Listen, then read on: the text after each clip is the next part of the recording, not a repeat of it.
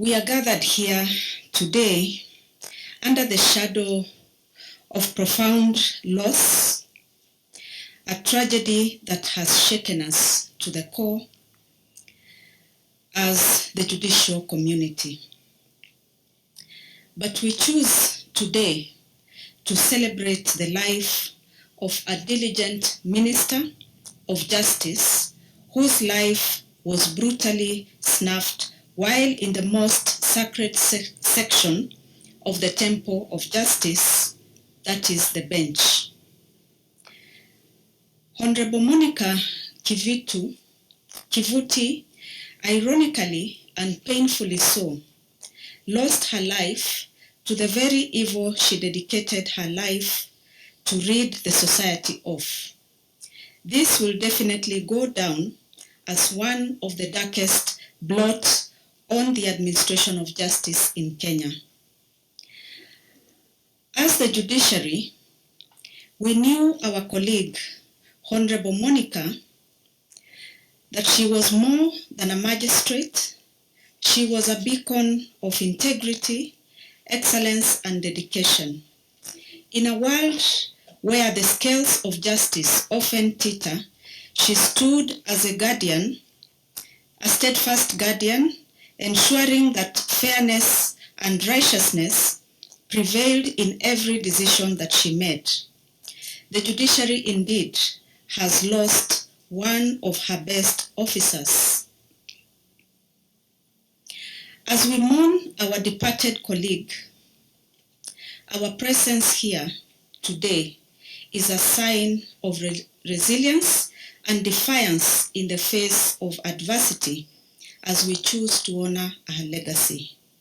Now more than ever, we are determined to ensure that such an attack never occurs. Our commitment to create a safe environment where justice can be administered without compromise, honoring Monica's legacy by safeguarding those who continue to uphold the law. We are grateful to you, Honorable Chief Justice, for the vital leadership that you have offered us in the last 4 very difficult days in this institution. Honorable Chief Justice, while this was a brazenly unprecedented attack, incidences of attack on judicial officers and staff are becoming more prevalent. The very nature of judges and judicial officers' work exposes them to acts of physical violence. It is a stark reminder of the dangers that are inherent in our profession, but which we must face with courage and resilience, but also with the assurance of our security and safety in our work environment. In the past few days, my office has assembled and analyzed a number of past reports on security. A number of useful recommendations in these reports have not been actualized due to inadequate funding.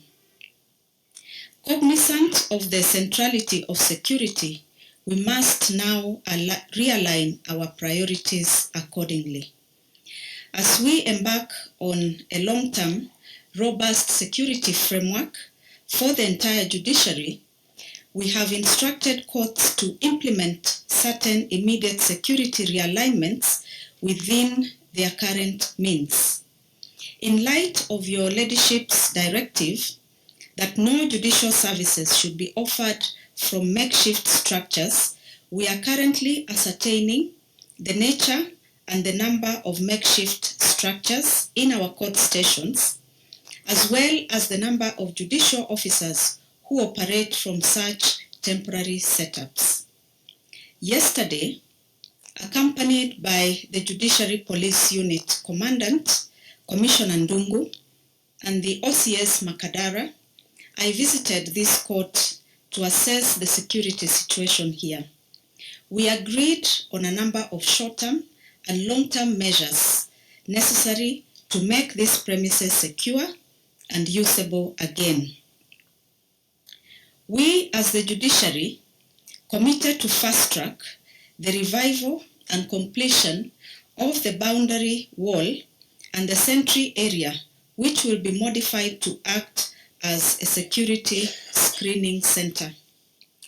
We have also agreed with the Directorate of Building Services, that is DBS, that immediately they will begin with the following modifications. First, to convert the room at the building at the gate into an armory, to provide space for relocation of guards, to create a new pedestrian entrance with body scanning area, to define a new exit gate for pedestrians and for motor vehicles, to block access to the cells using a gate and a steel barrier, and also to repair the leaking roof to the cells and replace the broken registry window panes.